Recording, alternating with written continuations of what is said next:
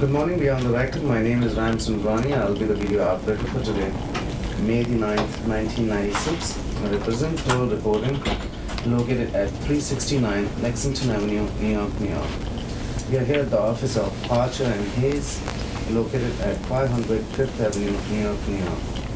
This is the case of James Damiano versus Sony Music Entertainment. This is the deposition of Muhammad Mahmoumi. At this time, counsel will identify themselves. Stephen Kramer for the plaintiff. Warren Snyder and Stephen Hayes for the defendants. At this time, I'll have the court reporters swear in the witness.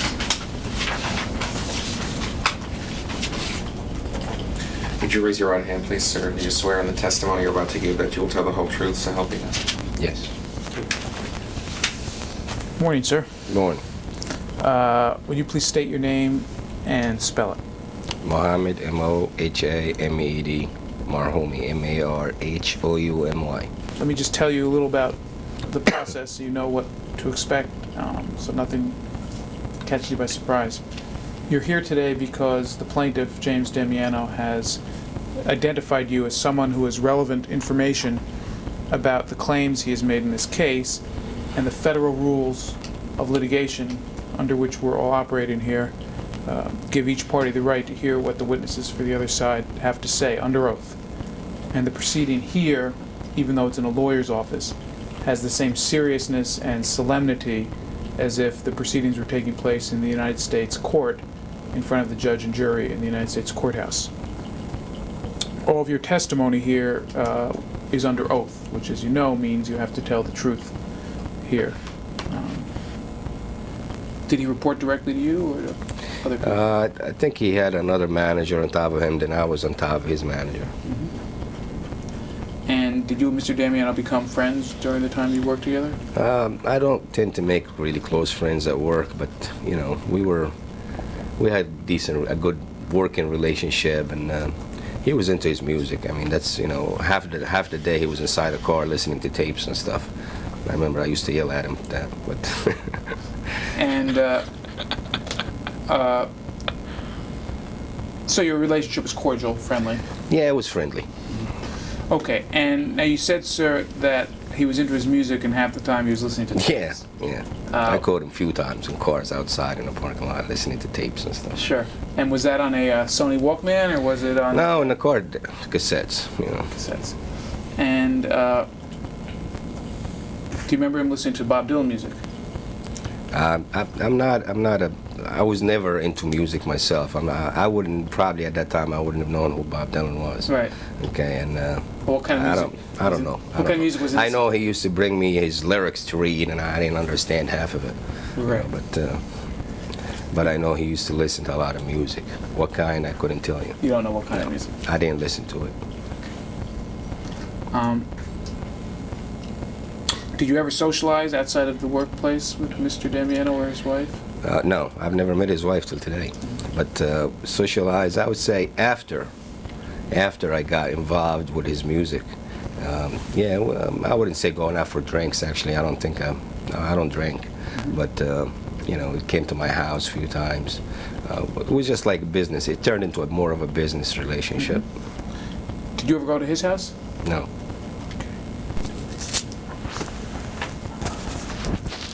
Can we go off the record for a moment? Sorry, apologize. This is the video operator. We are off the record. Time is 11:43 a.m. This is the video operator. We are back on the record. Time is 11:43.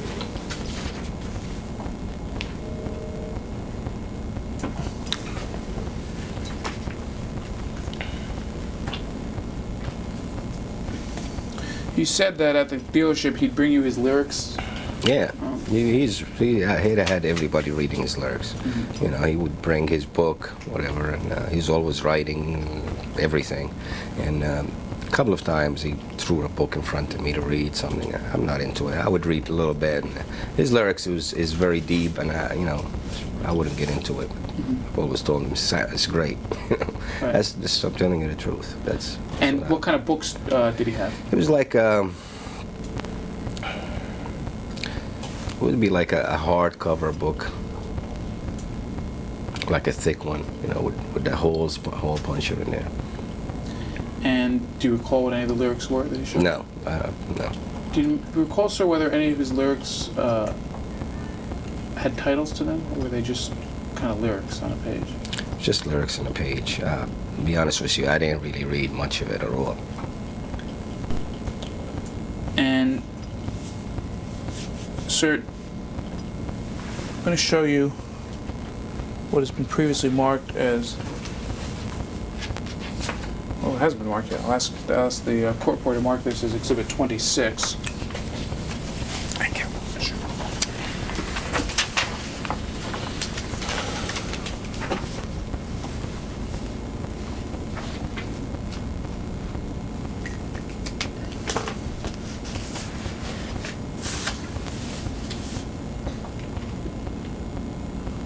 Do you recognize that document, sir?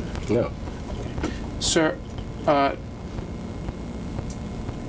do you see that this agreement gave an individual by the name of Nicholas Kuntz an economic interest in the outcome of this lawsuit? Yeah, I guess that's what it says, yeah. And do you know Mr. Kuntz? No. Have you ever heard his name before? No.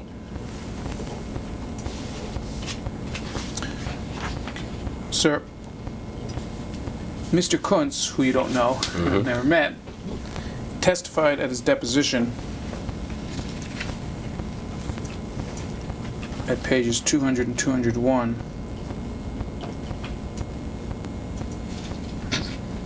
as follows. If you just listen to what I'm saying. Question: is it correct, sir, that Mr. Marhumi has an agreement with Mr. Damiano whereby he will get the $10,000 back that he invested if there is money resulting from this lawsuit? Answer: that might be a factor. I'm not sure specifically. Question: why do you say that might be a factor? Answer: well, I think that it might be a reasonable factor. Question: is that something that Mr. Damiano has mentioned to you? Answer: no, I can't recall that specifically. How about Mr. Marhumi? No, not... Question. Question: how about Mr. Marhumi? Answer: no, not specifically, no. Question: how about generally? Do you have a general recollection that Mr. Marhumi has a $10,000 interest in the outcome of this case? Answer: I would have to say yes, just the way that it is phrased. Sir, is Mr. Kuntz's sworn testimony that you have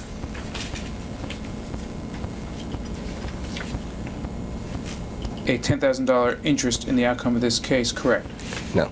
I have a $10,000 investment in James Damiano. That has nothing to do with this case. It was done way before this case, 10 years before this case, and it was an investment in his music based on different situation that happened. I decided to invest in him, and we had made a verbal agreement that in future revenue that would come because of this, that I would get as a percentage of it, but it had nothing to do with this case. The case was never in a picture then.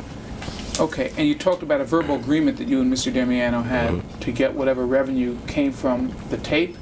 Well, I helped him produce a tape, and that tape was supposed to lead to bigger things, and based on hoping that it would lead to bigger things, and there'll be revenue coming back to him, that I would get back not my $10,000, I would get back half of whatever that comes out of it. And I mean, that's the agreement we had. The agreement that you and Mr. Damiano had, and we'll get to it in a little more detail later, is that you would get 50% of whatever the revenues were from his recording from any activity. future income that he would get based on starting with this tape.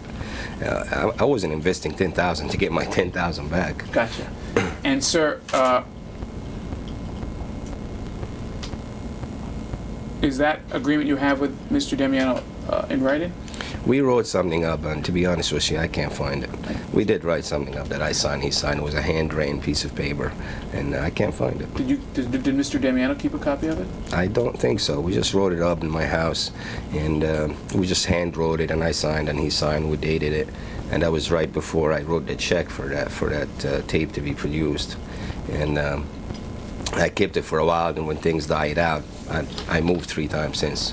I can't find it.